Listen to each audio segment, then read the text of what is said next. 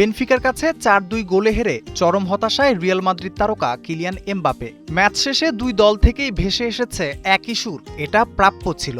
লিসবনে বেনফিকার কাছে তাদের বাস্তবতা দেখিয়ে দেওয়ার পর মুখ ফুটে সত্যটাই যেন বলে ফেললেন এমবাপে। সমস্যা হলো আমরা নিজেদের খেলায় ধারাবাহিক নই, এটা ঠিক করতে হবে। একদিন ভালো খেলে আরেকদিন খারাপ খেলতে পারবেন না, চ্যাম্পিয়ন দল এটা করে না।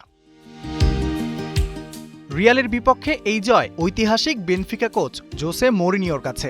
লিগ পর্বে প্রথম ৪ ম্যাচে হারের পর মরিনিও বুঝিয়ে দিলেন এভাবেও ফিরে আসা যায়। দুর্দান্ত জয়ের পর মরিনিও বলেন, এটা সত্যি সত্যি প্রাপ্য ছিল। রিয়াল মাদ্রিদকে হারানো বেনফিকার জন্য অবিশ্বাস্য সম্মানের বিষয়। পয়েন্ট তালিকায় ৯ নেমে যাওয়া রিয়ালকে খেলতে হবে প্লে অফে, যা কোনোভাবেই মেনে নিতে পারছেন না এমবাপে। আজ এই পরিস্থিতিতে পড়াটা আমাদের প্রাপ্য ছিল। বেনফিকা আমাদের চেয়ে ভালো খেলেছে। এখন প্লে অফে আমাদের 2টি ম্যাচ খেলতে হবে। এগুলো খেলতে কষ্ট লাগে, কারণ আমরা চেয়েছিলাম ফেব্রুয়ারিতে নিজেদের খেলা নিয়ে কাজ করব।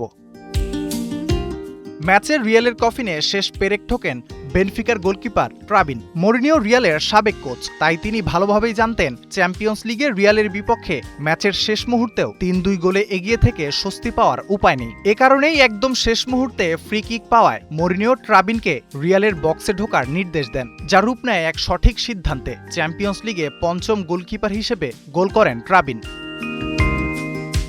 প্লে অফ পরীক্ষার এই যাত্রায় আবারও বেনফিকার মুখোমুখি হওয়ার সম্ভাবনা আছে রিয়ালের। অবশ্য শুক্রবারের ড্রয়ে পরিষ্কার হবে প্লে অফে বেনফিকা রিয়ালের নাকি ইন্টার মিলানের মুখোমুখি হবে। রাফিউল ইসলাম রাতুল, ৭১।